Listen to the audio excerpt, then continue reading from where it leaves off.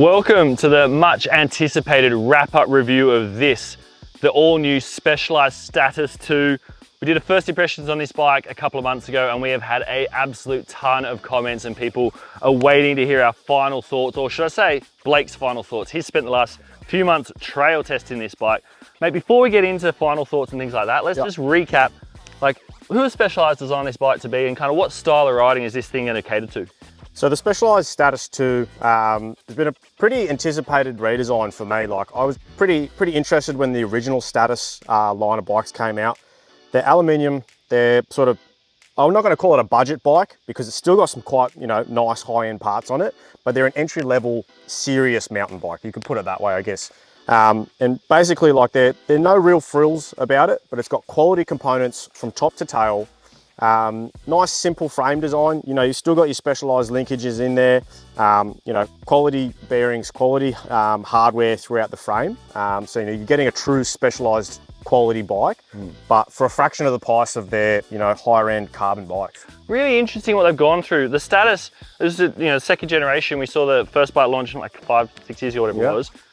The first generation. Really smart though. They realized, Specialized, they've got the, Enduro, the carbon Enduro, they've got the downhill bike, the Demo. They wanted something that, a ticket to that style of riding, to that free riding, or maybe some, a bike you could shuttle or a long travel trail bike. So the Status brand really came across because of that, but they wanted something that's going to be really durable. They wanted a bike that you're not going to be at the bike shop every weekend having to get new parts for. There's no carbon on this bike at all. And all that allows them to do is have a bike like this, out of the packet, you're talking just over $5 retail.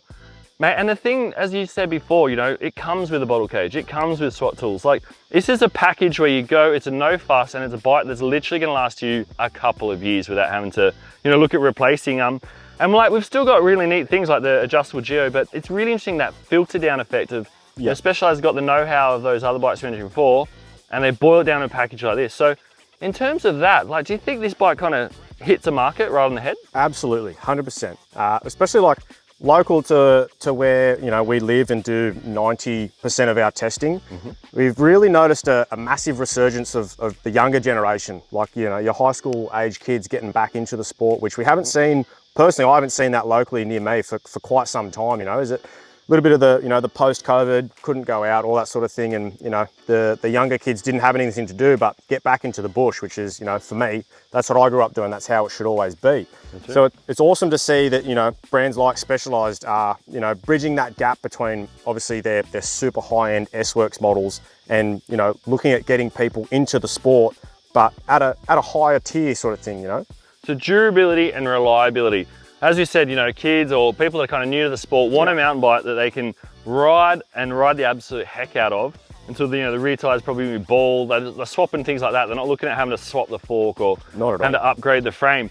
Very, very smart. Now let's talk quickly about the Status family. There's 3 models available at Specialized dealers across Australia in the Status 2.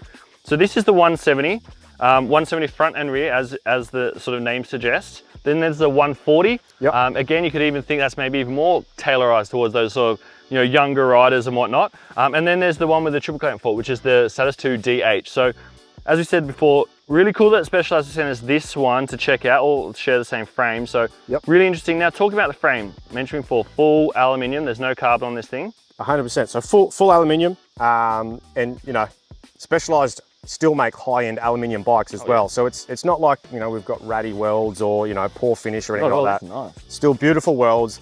The paint, the paint quality is still really, really good. And I've been loving this this color scheme. Like, it doesn't matter clean or dirty, the bike still looks it's eye-catching, isn't it? Yeah, absolutely. And I like how it doesn't have massive logos all over it too. It's not too flashy. Yeah. It's kind of understated. Now let's talk about how it rides. We talked about the aluminium frame. Give us a little chat about the compliance of this thing. Like, when you're hitting down a trail, like, is it wobbling around? Is it feeling pretty solid? Like, what sort of ride quality are we talking? Not at all. So basically, like, the rear end to the eagle-eyed viewers will look very recognizable. So that the actual chain stays and the seat stays themselves look very, very similar to what you might find on a stump jumper rear end. Obviously, the construction is slightly different and that kind of thing. So the actual, and same as the actual linkages themselves, the feel, like the stiffness and the compliance and the way that the bike tracks itself down rougher terrain, coupled as well with the DHX, the Fox DHX shock, the thing just absolutely rips down the trails. Nice.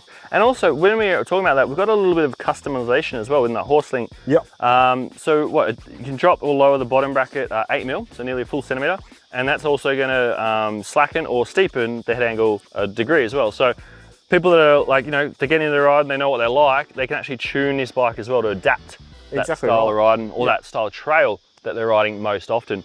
Now, I wanted to know, it's got obviously 170 travels quite a lot. Yep. And we, you know, I've seen you ripping it down here today, and like some of the clips you're gonna see, this thing likes to party, but does it still pedal decently efficient? Like, will this thing take you out for a trail ride? Absolutely, like we've still got a nice wide range. This bike's spec'd with a Shimano Dior group set throughout basically. Nice wide range cassette on there. It's got a, you know, a pedal platform sort of climb switch, if you will, on the coil rear shock. On that coil shot, yeah. So, you know, it's no speed demon up the hill. You're not going to be winning any XC races on it, but you can definitely dawdle your way up the climb. You know what I mean? Like, you're still getting laps in under your own power. You don't have to rely on it to be a shuttle bike at all. Well, there you go. The Status 2, a bike equally as comfortable slapping a race plate on, maybe entering an enduro, or even a light downhill, or something you can just rip the trails on all day long. A real jack of all trades. Not overly the flashiest thing in the world, but when you think this bike is what? A third of the price of a lot of the bikes you're reviewing at the moment. Just over $5 as you mentioned for this spec. Exceptional value for money and on sale at Specialized dealers across Australia right now. Definitely a bike you want to go check out. Available in a bunch of sizes, as we all know with Specialized. And like we mentioned before, there's that whole family. So if you're after a bike that's going to last a long, long time and exceptional value for money, but still has a great little trail personality, check out the Status 2.